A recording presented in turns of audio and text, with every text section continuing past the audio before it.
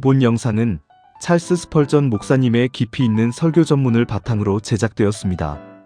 본 번역은 김태환 목사의 번역본으로 제공됩니다. 그리스도의 이름의 능력 사도행전 3장 16절. 그 이름을 믿음으로 그 이름이 너희가 보고 아는 이 사람을 성하게 하였나니 예수로 말미암아 난 믿음이 너희 모든 사람 앞에서 이같이 완전히 낫게 하였느니라. 행 316. 사랑하는 여러분, 성전 미문에 앉아 구걸하던 한 사람이 있었습니다. 나면서부터 걷지 못하여 평생을 남의 손에 매어 다니던 사람이었습니다. 그런데 그가 벌떡 일어나 걷고 뛰며 하나님을 찬송하는 놀라운 일이 일어났습니다. 오늘 본문은 이 기적이 누구의 이름으로 이루어졌는지를 2번이나 힘주어 증언합니다. 그 이름을 믿음으로 그 이름이 이 사람을 성하게 하였나니. 사도행전 3장 6절. 그때 베드로가 무슨 이름을 불렀는지 알 수 있습니다. 나사렛 예수 그리스도의 이름으로 일어나 걸으라. 베드로는 주님의 이름 가운데 어느 하나도 빠뜨리지 않았습니다. 유대인들이 멸시하며 부르던 바로 그 이름, 나사렛 사람 예수, 그가 곧 그리스도이심을 담대히 선포한 것입니다. 우리가 전하는 이가 다른 예수, 다른 그리스도가 아니라 바로 그 이름, 나사렛 예수 그리스도이심을 확실히 하십시오. 저는 오늘 이 말씀을 통해 3가지를 나누고자 합니다. 첫째, 능력의 이름은 무엇인가? 둘째, 그 이름의 능력을 증명하는 사례는 무엇인가? 셋째, 그 이름의 능력을 우리가 힘입기 위해 반드시 필요한 한 가지 조건은 무엇인가 하는 것입니다. 첫째, 능력의 이름. 하늘에 있는 자들과 땅에 있는 자들과 땅 아래에 있는 자들로 모든 무릎을 예수의 이름에 꿇게 하시고 빌 210. 사랑하는 여러분, 여기 능력의 이름이 있습니다. 그 이름의 세 부분을 하나씩 살펴보십시다. 1. 예수. 먼저 예수라는 이름입니다. 이는 우리 주님의 모든 이름 가운데 우리 귀에 가장 감미로운 이름입니다. 그만큼 이 이름은 성도들에게 소중하여 사람들은 그 이름의 한 음절, 한 글자에서라도 무언가를 끌어내려 했습니다. 예수는 구주라는 뜻입니다. 확실히 우리를 구원하시는 그분께는 능력이 필요했고 우리 예수께서는 하늘과 땅의 모든 권세를 가지신 분이십니다. 여호수아가 이스라엘을 이끌고 약속의 땅으로 들어가 가나안 족속을 몰아낼 능력이 있었다면 우리 구원의 대장이신 예수께는 훨씬 더 큰 능력이 있으니 반드시 택하신 모든 백성을 하늘 가나안으로 인도하시고 모든 원수를 그 앞에서 몰아내실 것입니다. 만물이 그로 말미암아 지은 바 되었고 만물이 그 안에서 함께 섭니다. 이사야는 이미 오래전에 그분에 대해 예언했습니다. 그의 이름은 기묘자라, 모사라, 전능하신 하나님이라, 영존하시는 아버지라, 평강의 왕이라. 예수라는 이름 안에는 전능이 잠들어 있습니다. 죽은 자를 일으키고 새 하늘과 새 땅을 지으실 그 능력이 바로 그 이름 속에 감추어져 있습니다. 2. 그리스도. 다음은 그리스도라는 이름입니다. 이는 기름 부음 받은 이라는 뜻입니다. 예수께서는 취미로 구주가 되신 것이 아니라 아버지로부터 위임 받으신 분이십니다. 요단강 세례 때 성령이 비둘기같이 그분 위에 임하셨고 하늘로부터 이는 내 사랑하는 아들이요 내 기뻐하는 자라 하는 음성이 들렸습니다. 우리가 그분을 믿을 때 우리는 하늘 아버지의 대사요 대표자이신 그분의 말씀을 신뢰하는 것입니다. 아니, 그 이상입니다. 그분 자신이 하나님에게서 나신 참 하나님이시기 때문입니다. 우리가 그분의 구속 사역을 신뢰할 때 우리는 영원 전부터 아버지께서 정하신 그 언약적 사역을 신뢰하는 것입니다. 우리는 구원을 약속만 하고 아무 자격 없는 이의 손에 우리 영혼을 맡기는 것이 아닙니다. 3. 나사렛. 세 번째는 나사렛 이름입니다. 참으로 소중한 이름입니다. 베드로가 이 이름을 굳이 언급한 것은 잘한 일입니다. 이 이름은 구주를 우리의 가련하고 연약한 인성과 가장 가까운 자리로 데려오기 때문입니다. 그분은 하늘의 예수 그리스도나 예루살렘의 예수 그리스도라 불리지 않으셨습니다. 위대한 왕의 도성이 아니라 사람들이 촌뜨기라 부르던 멸시받는 시골 마을, 가난한 목수의 집에서 자라나신 분이십니다. 그분은 참으로 우리 뼈 중에 뼈요, 우리 살 중에 살이셨습니다. 그러나 바로 그 낮아지심 때문에 이 이름은 다른 어떤 이름보다 힘이 있습니다. 그분이 종의 형체를 취하시고 사람의 모양으로 나타나사 우리 인성의 가장 깊은 곳까지 내려오셨기에 하나님이 그분을 지극히 높여 모든 이름 위에 뛰어난 이름을 주신 것입니다. 그분이 낮아지신 그 사랑을 인하여 이제 우리는 마음껏 그 이름을 찬송할 수 있습니다. 바로 이 이름, 나사렛 예수. 그리스도의 이름이 나면서부터 걷지 못하던 그 사람의 발과 발목에 힘을 주었습니다. 4. 마귀들에 대한 이 이름의 능력. 이제 이 이름이 실제로 어떤 능력을 나타냈는지 살펴보고자 합니다. 예수의 이름은 마귀들을 떨게 했습니다. 귀신들은 그 이름을 듣기만 해도 소리쳤습니다. 나사렛 예수여, 우리가 당신과 무슨 상관이 있나이까? 우리를 멸하러 왔나이까? 나는 당신이 누구인 줄 아노니 하나님의 거룩한 자니이다. 그 이름을 언급하기만 해도 강한 자, 곧 사탄이 두려워 떱니다. 그는 광야에서 3번 주님과 겨루었고 갈보리에서 자기 제국이 무너지던 그 손의 움켜짐을 지금도 기억합니다. 더욱 놀라운 것은 주님을 온전히 따르지 않던 이들이 그 이름을 사용했을 때도 귀신이 물러갔다는 사실입니다. 심지어 경건하지 못한 사람이 그 이름을 헛되이 언급했을 때조차 능력은 그 이름을 사용하는 사람에게 있는 것이 아니라 그 이름 자체에 있었기에 마귀는 물러가야 했습니다. 물론 주님은 훗날 그들에게 내가 너희를 도무지 알지 못하니 불법을 행하는 자들아 내게서 떠나가라 하실 것입니다. 그러나 그 이름 자체는 결코 그 능력을 잃지 않습니다. 5. 사람과 하나님께 대한 이 이름의 능력. 이 이름은 사람들에게도 하나님 앞에서도 능력이 있습니다. 모든 질병이 그 이름 앞에 굴복했습니다. 백부장은 이렇게 고백했습니다. 말씀만 하사 내 하인을 낫게 하소서. 나도 남의 수하에 든 사람이요. 내 아래에도 병사가 있으니 이더러 가라 하면 가고 저더러 오라 하면 오나이다. 그는 그리스도께서 하나님으로부터 위임받으셨기에 그 뒤에 신적 권위가 있음을 알아본 것입니다. 그리고 우리가 기도할 때마다 이 복된 이름을 힘입지 않고는 결코 나아갈 수 없습니다. 우리 기도가 끝날 때 우리 주 예수 그리스도의 이름으로 아뢰는 이유가 여기 있습니다. 하늘 문을 여는 열쇠는 예수의 이름을 바르게 사용할 줄 아는 사람의 손에 있습니다.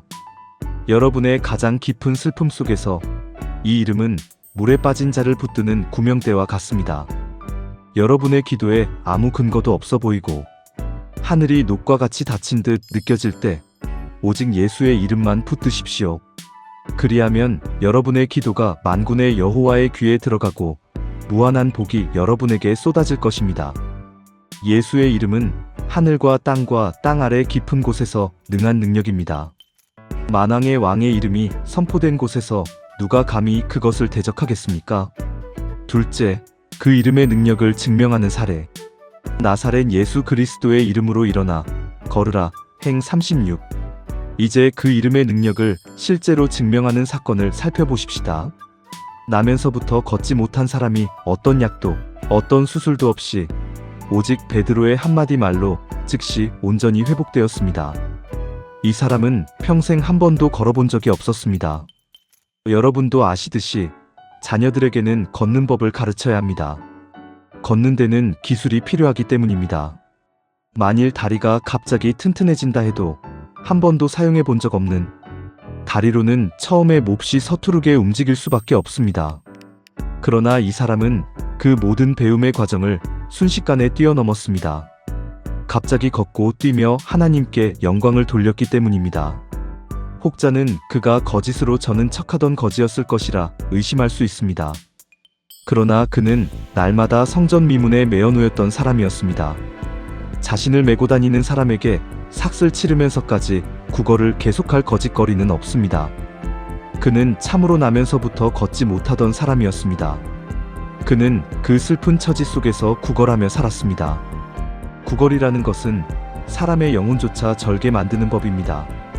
발만 저는 것이 아니라 마음까지 절게 되는 것입니다. 저는 낯선 땅을 다니며 수백 명의 거린에게 둘러싸인 적이 있습니다.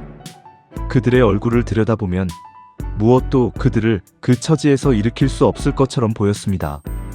이 사람도 그러했을 것입니다. 그러나 그 모든 절망에도 불구하고 예수의 이름이 그의 마음 깊은 곳을 불태웠고 그의 존재의 골수까지 꿰뚫었습니다. 우리 주님은 우리가 어떤 처지에 있든지 설령 죄와 가난으로 가장 깊이 가라앉은 자라 할지라도 그 능하신 이름으로 우리를 바산에서 바다 깊은 곳에서라도 건져 올리실 수 있는 분이십니다. 베드로와 요한이 일한 방식은 참으로 지혜로웠습니다.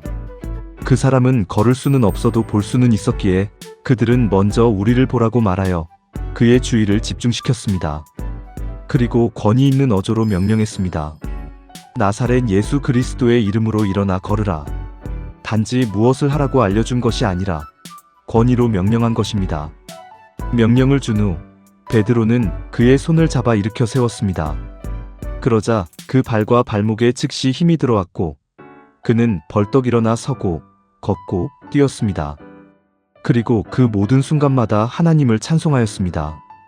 저는 그가 뛰어오르며 할렐루야, 주를 찬송하라 외치고 또 뛰어오르며 자신이 받은 완전한 나음을 모든 사람 앞에 드러내 보이는 모습이 눈에 선합니다.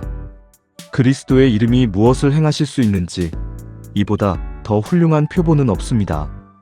그리고 회심한 모든 사람은 이 사람만큼이나 분명한 그리스도 능력의 증거입니다. 명령의 말씀을 듣고 순종하며 순종할 때 능력이 그 명령과 함께 임하고 그 순종함으로 온전히 낫게 되는 것입니다. 셋째, 결론과 적용. 그 이름의 능력을 힘입기 위한 한 가지 조건.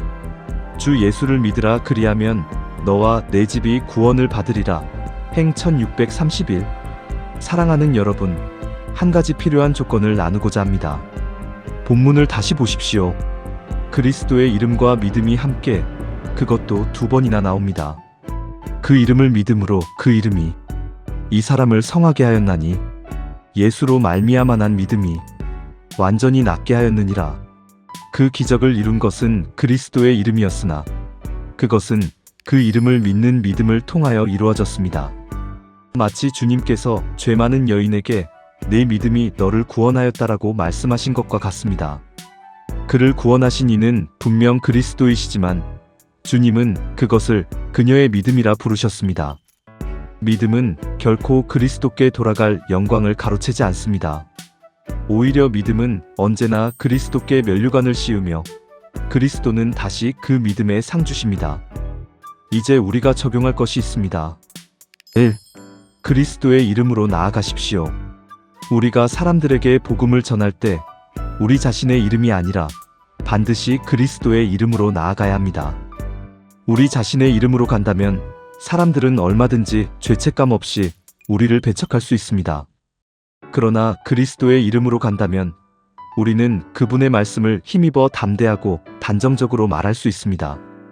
너희를 멸시하는 자는 곧 나를 멸시하는 것이라 하신 그 말씀을 붙들 수 있기 때문입니다. 확신 없는 것은 전하지 마십시오. 방에 연기가 가득한데 친구를 불러들이지 않듯이 굴뚝을 청소하고 공기를 맑게 하기까지 손님을 초대하지 마십시오. 우리 자신이 믿지 못하는 것으로는 결코 아무 유익도 끼칠 수 없습니다. 오직 그리스도께서 성령으로 우리에게 확증해 주신 진리만을 그리스도의 손과 인장이 찍힌 것처럼 담대히 선포하십시오. 2.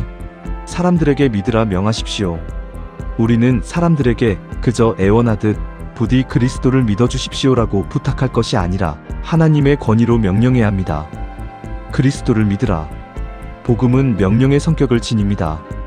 바울이 아덴 사람들에게 선포했던 것처럼 알지 못하던 시대에는 하나님이 간과하셨거니와 이제는 어디든지 사람에게 다 명하사 회개하라 하셨습니다. 죽은 자에게는 아무 능력이 없다고 말하는 이들이 있습니다. 참으로 옳은 말입니다. 그러나 나사로에게도 아무 능력이 없었지만 그리스도께서 나사로야 나오라 명하셨을 때 그는 나왔습니다. 에스겔이 마른 뼈 골짜기에서 외쳤던 것처럼 우리도 죽은 심령들을 향해 여호와의 말씀을 들으라.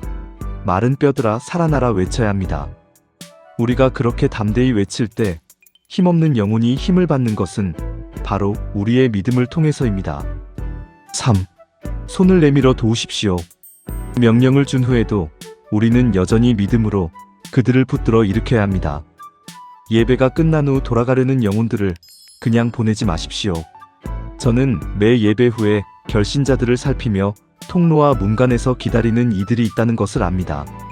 그들은 여러분이 벌떡 일어나 주님을 찬송하기 시작하도록 여러분의 저는 것에서 일으켜 세우고자 손을 내밉니다. 그러나 그렇더라도 이 사람 자신에게도 개인적인 믿음이 있어야 했음을 기억하십시오. 구원받는 자에게는 반드시 자기 자신의 믿음이 있어야 합니다. 4. 각 사람 자신의 믿음. 이 사람이 한 일이 무엇이었습니까? 사도들을 보라는 말을 들었을 때 그는 그렇게 했습니다. 그들이 일어나라 하자 그는 나는 할 수 없습니다 하며 주저앉지 않고 일어서려는 시도를 했습니다. 그가 순응하며 그 명령에 응답했을 때 그 명령이 결코 조롱이 아니었음을 발견했습니다. 그가 시도하는 그 순간 필요한 힘이 쏟아져 들어왔고 그는 섰습니다. 오늘 이 자리에 계신 여러분 중에 아직 주님을 믿지 못하고 저는 자처럼 앉아 계신 분이 있습니까? 하나님은 여러분을 조롱하시려고 오늘 이 자리에 부르신 것이 아닙니다. 하나님은 여러분 앞에 열린 문을 두셨습니다. 그 문이 닫힌 듯 보인다면 두드리십시오. 그리하면 그분이 그 문을 열어주실 것입니다. 명령을 들었으면 순종하려 깨어나십시오. 여러분을 일으켜 세우려는 손길이 다가올 때 그 손을 붙드십시오. 여러분에게 아무 힘이 없을지라도 필요한 힘이 반드시 쏟아져 들어와 여러분을 세울 것입니다. 이 사람이 걸었을 뿐 아니라 뛸 만큼 힘을 얻고 할렐루야! 주를 찬송하라! 외쳤듯이 여러분도 그렇게 될 수 있습니다. 주 예수 그리스도를 믿으라. 그리하면 구원을 받으리라. 바로 이 순간에 구원을 받으시기 바랍니다. 우리 주 예수 그리스도의 이름으로 하나님이 이것을 허락하시기를 바랍니다. 아멘. 오늘 은혜 받으신 스펄전 목사님의 설교를 향후 TJ월드 출판사를 통해 전자책으로 더 깊이 읽어보실 수 있습니다. 향후 26년 9월경에 교보문고, 예스24 알라딘, 그리고 가피풀몰에서 스펄전 사도행전 설교를 검색해보세요. 은혜로운 독서와 묵상의 시간이 되시기를 바랍니다.